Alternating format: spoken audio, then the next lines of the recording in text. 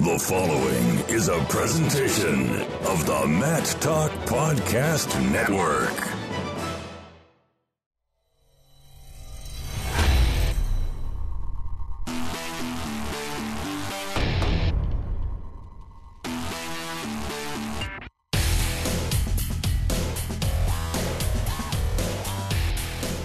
Graduate wrestler at Lockhaven University in wonderful Matttown, USA. Prior to a successful career, Austin Shanfelter started a life after college on staff for his college coach, Neil Turner. After a stint in coaching, he turned his focus to the business world, and a long and distinguished career saw him lead and play vital roles in several companies, including Global HR Research, which is used by numerous companies for background and pre-employment drug screening. Was the president of Shanco Cable, which eventually sold to Mastic in 1997, where he still holds a board position with them. He was the president and CEO of Mastic, which is a Fortune 500 company. Board member for the Orion Group and Sabre Industries, as well as he founded Champion for Children, which is a charity that helps feed 1,400 K through 5th grade students in Southwest Florida each and every weekend. Like we said with our opening speech, this is a chance for an individual to get to talk about his wrestling credentials just a little bit more than normally in the business world, as he still holds a position in wrestling as a member of the Board of Governors for the National Wrestling Hall of Fame. Ladies and gentlemen, today's honors luncheon speaker, Mr. Austin Shanfelter. And if we could get a helpful volunteer. Oh, yes, Brian Smith, you would be good. Come on up, sir. Let me start off by, first of all, thanking each and every one of you for what you do for the sport. I wouldn't be here today if it wasn't for the sport of wrestling. So I wouldn't have got accomplished what I got accomplished if it wasn't for the sport of wrestling. And if I didn't have mentors and coaches and people that cared about me, even though, as my wife calls me, her favorite knucklehead, I wouldn't have made it to where I made it in my life. And I use wrestling, the things I learn in wrestling every single day in what I do in business and any leadership role or anything that I give back to the community. The foundation you guys are helping build in young people is fantastic. Don't stop. Keep on focus. Make it happen. So, round of applause. Am I doing something wrong? Round of applause for yourselves. Keep up the good work and don't stop. I was fortunate enough a couple years ago. I don't know how many guys you were there in Fort Lauderdale. Raise your hands. So I apologize if I repeat myself, but my message is pretty simple. And that is, I talk to Mike about this a lot. I talk to people in wrestling a lot. Those of you that know me better than others know that I work with a lot of current coaches, and I work with a lot of current athletes and stuff like that, just trying to help them figure out their business plan and figure out where the direction they're going. The biggest thing that I want to try to get across to you is you've got to have a plan. You've got to understand that you are the CEO of your wrestling program. You are the business leader of your wrestling program. You are responsible for your wrestling program. And more than that, you're responsible for your staff and your team, the people around you in your wrestling program. And it's no different than being a CEO of a major company or a corporation in the United States of America. No difference. You don't take the time to do the plan, you can't measure your success. If you don't take the time to put your plan together, you can't reward those people around you that have done a great job. If you don't take the time to do the plan, you cannot figure out what's gone wrong. So you got to sit down and take the time to figure out what you're doing, why you're doing it, how you're doing it, where you're doing it, when you're doing it, and then make that plan work. It's an incredible piece of communication tool. It makes everything else work. It makes everything else drive. And you can't come off the plan. Mike was telling a story today that I was starting this new company because I was bored and my wife didn't want me at the house anymore. So I started this little company with 3 people, and it was a new idea, and we developed it. And I started building this thing up over 6 years. My plan was to build it up to be a very successful company, go from 0 employees to 100 employees, do this, do that. And I had a 6-year period of time. And Mike would call me I'd answer, always with reservation. I'd take the call, but I'd say, Mike, I'll get back to you in a year and a half. I'm not quite there yet. You just have to stay on your plan. Because when you start getting mixed up what you're trying to get done, then you don't get done what you're trying to do. So, long and short of story, you get a plan. And then you develop measurements. Figure out what those measurements are, whether they be financial, whether they be structural, whether they be accomplishments, and figure out the measurements. And then measure them. Measure your accomplishments. And don't disbelieve and say, yeah, but that happened, and yeah, but that happened. No, you did or you didn't. And deal with it on a real level. Don't kid yourself. Don't play games. I did, I didn't. We got there, we didn't get there. Because then you can fix it. But if you sit there and you kid yourself, or you sit there yourself and you don't get stuff done, you can never fix it. You know, there's a lot of stuff going on with sports right now, a lot of things that are happening, a lot of pressure going on. But I'll guarantee you most of the time when it happens, they didn't follow their plan. They slipped a little bit. And it happens. You know, but you got to figure it out and you got to get back on track. Nobody's perfect, let alone me. All right? But if you can pull it back in, and the other thing too with a plan, when you do have to pull somebody back in, you're not making up what has to happen. You're right back at the plan. You're right back at the goals and objectives. You know, military, you got a plan. They're going to follow the plan. You know, and they don't lose sight of that plan. They don't second guess the plan. You know, and that's the same thing in business. It really works. So we'll be talking in just a second, but you know, I had as many as 12,000 employees at Mostec. How do you communicate with 12,000 employees? And people can say, I've been with wrestling coaches say, Austin, I haven't got enough time. I go, what did you do? What did you do like an hour ago? What did you do 2 hours ago? What did you do 3 hours ago? And they come up with a reason why you can't. You have to. You're the leader. Your plan tells you you're going to go from plan A to plan B. You got it. They need you. So I want to really encourage you to have a plan, build the matrix, build the process, and follow it. If you took deep thought to build it, you took deep thought to develop it, you took deep thought to measure it, you got it. And your plan doesn't have to be the same as your plan or your plan or your plan. It's different. The last thing before we do a little bit of Q&A here that we're going to try to see how that comes off, but I think it's going to be good. But the last thing we need to do is talk about you've got to know your audiences. You get stuck in the fact that you're just a coach. That you're literally just got to take care of the kids. And I got to get team members, I got to take kids. Well, you're kidding yourself. Okay? And you can look far and deep. Everything touches everything. Everything touches everything else in a university. Everything touches everything else in a business. And the most little thing can totally change everything. So you've got to think of what your plan is for the administration. You've got to think, and that would be my shareholders, my board of directors. So as a CEO, I've got a board of directors, I've got shareholders. Sometimes they're not so happy with me. I've got to figure out a plan to make them happy. So you guys got administrators. You got schools, you got board of directors, school boards. You got to figure it out. If you ignore them, you say, hey, if nothing's being said, if nothing's good, wrong answer. Get involved. Figure out your plan, how you're going to attack them. You got your superiors in your school. That would be my boss. That would be the bosses that I have to work with to get to where I'm going. I got to figure out my plan for them. Then you got your parents. Don't get the parents buy-in.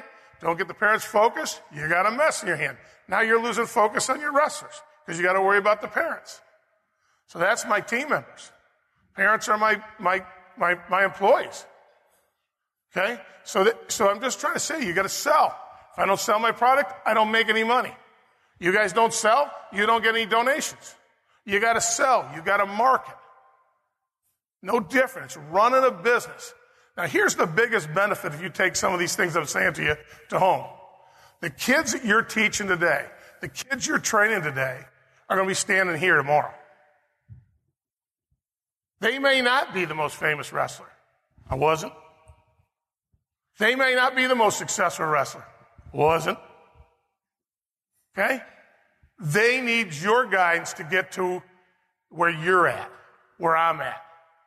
They need you to help them understand all the parts and components that are involved in being successful so that they can be. So I think the biggest thing, it's a short little talk, but the biggest thing I want to leave you with, have a plan. Create the matrix. Understand that a lot of things got to go in that plan. The plan is not just as simple as you getting on a mat with a young guy or young gal to teach them how to wrestle. That's a piece of it. And then, like Mike always talks to me about the fact that we've got to get more people involved. It's different now. We got a different group of kids. You touch their lives, they'll come wrestle for you. You get involved with their lives, they think you care, they'll come wrestle for you. How do I keep good people? Why am I not worried about losing my top people? Because I are my team members. Otherwise, for 50 cents more an hour, they're gone. See you, Mr. Shanfelter. Have a nice day. I'm making some more pocket money. But if I treat them like a human being, I bring them as part of the team, I tell them what I'm expecting from them, I tell them where they can expand and where they can go, I keep them. They won't leave me. And they got my back. It's no different when you got a young 10-year-old, 15-year-old, 30-year-old. No different. And I said to my wife today, I was married 37 years yesterday. And I come here. Whoop. So I told her yesterday, I said, our plan worked. But you just got to have a plan, and I tell you, it helps you accomplish things, helps you get where you're going, and I think it really makes a big difference in your life. Now we're going to have a few minutes, just some Q&A, because, as a coach today, I know Brian deals with a lot more stuff than I do, so I thought we'd do this. So last night I was walking back from dinner, and I thought I could go to bed early, and I saw Mike Moyer about 100 yards away from me. I was like, do I keep heading down this path, or do I turn and run? And I kept walking, and then, of course, it was, hey, can you do me one more favor? So at 11 o'clock last night, I found out I'm doing this. But, Mike, you're like my dad. Hey, you want to help me out? And it's not a yes or no question. So Austin, you're a wrestling coach. You're coaching at Lock Haven, and it's like the dream job and making all that kind of money back then, I'm sure. And so why'd you leave? We were talking today, and so Lock Haven, my dream to get an opportunity to coach. And so I'm sitting there, and I get through my first year coaching, and I say to my athletic director, hey, Dr. Eberle, I'm making 10 grand. I want to make 12. And he looks at me and he goes, that's a lot of money. Oh, sir, I need $12,000. Did I? Oh, good. We'll pass. So I need $12,000. He says to me, he goes, we just can't afford it. Now, there was the first year, George knows some of the story, but first year that we finally had camps at Lock Haven, we just made the university like 50 grand. And so long story short, I told him, you got 4 weeks, Buster. We go back and forth, back and forth, back and forth, back and forth. At the end of the 4 weeks, I started climbing poles for my father in the cable TV industry. So sometimes you got to make a choice. That was a big choice for me. So as a wrestling coach, I have to connect with 40 wrestlers, my previous wrestlers, my alumni, my administration, my trainer, strength coach, everybody involved with the program. And then I look at your resume, and it's 12,000 employees, and what goes with that, besides the fact you have to work with other people from other businesses. How do you connect with all those people and make it work? We had talked today, one of the things that I had to figure that out. I mean, I'd never done it before, so I had to figure it out. What I ended up doing at Mostec was I figured out a way to take at least twice a year where I'd get in a plane and I would go someplace for breakfast, lunch, and dinner for 2 straight weeks. And I would get as many people at each one of those events. And I would do the breakfast, do a talk, and then I would do the full Q&A with no filter. Now it's a little dangerous. It gets a little exciting because Billy didn't get a raise and Joey's got an old truck, and this guy, somebody said something nasty to him and he waits down the hallway. But you have to connect with people. It's hard. It's work. It takes time. It consumes things. But if you make that effort, they'll never forget it. The story I told them. I worked there at Mostec for 9 years. The year after I left, my predecessor, one of the brothers, was featured on Undercover Boss. What was the difference? All the employees knew me. I couldn't fake it. And then he was on the Undercover Boss next year. But you got to get out. You got to know your people. You got to know the community. And I'll tell you, it's well worth the effort. It'll pay you back 100 times. But it's work. It's real work. So I remember being a younger coach, not that I'm old, but a younger coach, and you want to do everything on your own. And it's hard sometimes. You have your assistants, you have staff, you have other people, and there's people out there that you don't even know that would help. How do you delegate with an organization as big as yours? Well, first of all, what delegation means two things to me. Number one, it means to me is that I've got a team. So if I've got an opportunity to delegate, all of a sudden I've got a team. So that's exciting. So then number two, it means to me that they've got a thought. If I don't let them think, and if I don't let them try, if I don't let them do something, then I don't have a team anymore. They're going to sit there and they're just going to be like a factory worker. Not that that's bad, but they're going to have to grind out each day and just try to do the same old thing, same old thing. You have an opportunity to truly lift people, to truly bring them around a corner, to truly make them something special. So delegation normally is, I want it my way, I want it my way, I want it my way, or we don't delegate because we want it our way. A lot of times, delegation can be the most lifting, most exciting, most positive things. I have a simple rule. You do it your way, underneath our plan, until you make a mistake. Once you make a mistake, you're going to do it my way for a little bit, and then I'll let you go back to it a little bit more. But embrace development. Don't get nervous. I always want to be replaced. That way I can retire. It's not a bad thing. Be positive about it. We talk about adversity in coaching. There's a lot of adversity, and whether it's wins and losses or in recruiting or just struggles in your family life or whatever it may be.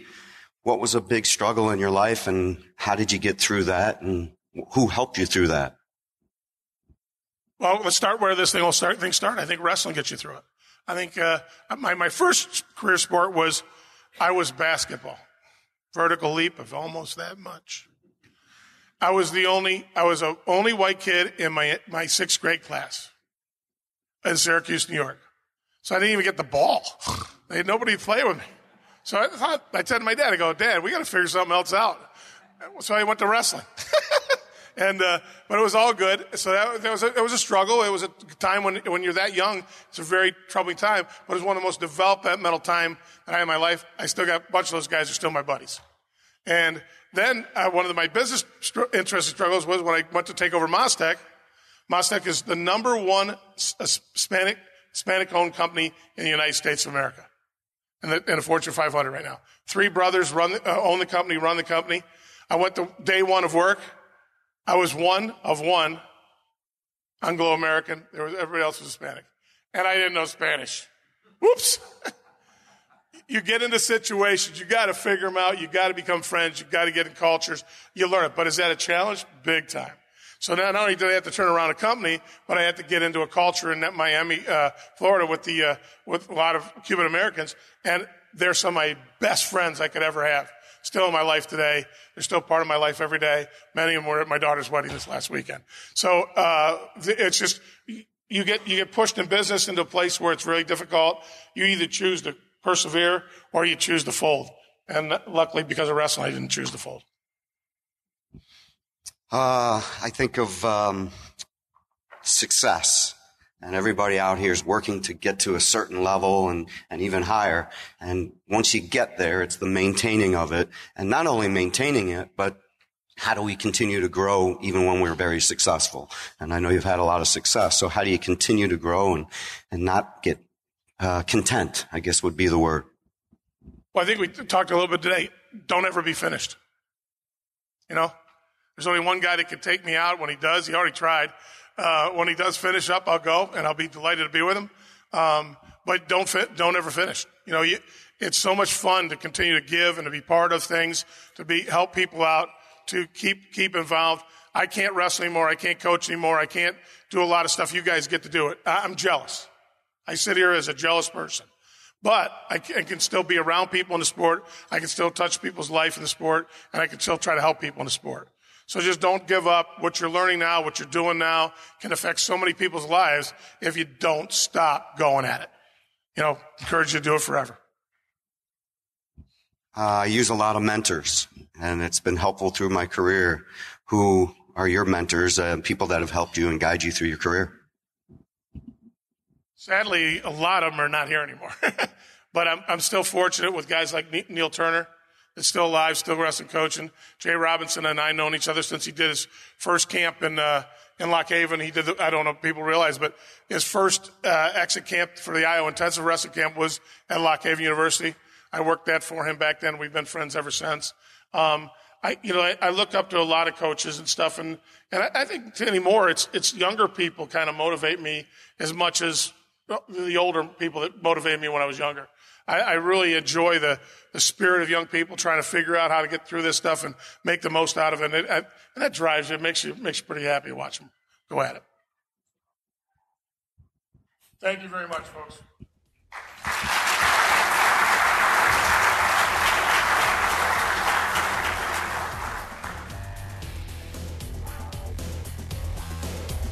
The Short Time Wrestling Podcast is proudly outfitted by Compound Clothing. Shirts, singlets, custom gear orders, everything you need. Call up Cliff and the crew at cmpteamwear.com. First time listening? Well, you can change that by going to mattalkonline.com/getshorttime to subscribe on Apple Podcasts or listen on your favorite podcatcher at mattalkonline.com/listen. This show is part of the Matt Talk Podcast Network. For more wrestling podcasts, head over to mattalkonline.com.